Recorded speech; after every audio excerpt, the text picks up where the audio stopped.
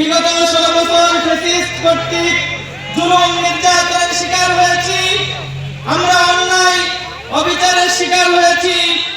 আমরা জুলাইয়ের আন্দোলনের মাধ্যমে আমরা যে একটি স্বাধীন সার্বভৌমত্ব পেয়েছিলাম, কিন্তু দেখা গেছে যে এক ফ্যাসিবাদ যেতে না যেতে এক ফ্যাসিবাদের উৎপাত হয়েছে। আমরা তাদের উপর অনেক আশা রেখেছিলাম, কিন্তু তারা জনগণের উপর আবার নির্যাতন নিপীড়ন শুরু করে দিয়েছে, অন্যায় অবিচার শুরু করে দিয়েছে। আর সেই অন্যায় এবং অবিচার যদি আমরা দূর করতে চাই, তাহলে আগামী ত্রয়োদশ জাতীয় সংসদ নির্বাচনে 11 দলের কোনো বিকল্প নাই। সংগ্রামী সাথী ও বন্ধুগণ, আমরা নারায়ণ 2 আসনে 11 দলের প্রার্থী জননেতা আতাউর রহমান বাচ্চু সাহেবকে বিজয়ের পাশাপাশি বড় ভোটে হ্যাঁকে জয়যুক্ত করার মাধ্যমে ফ্যাসিবাদের শিকড় সূত্র উঠে ফেলতে হবে।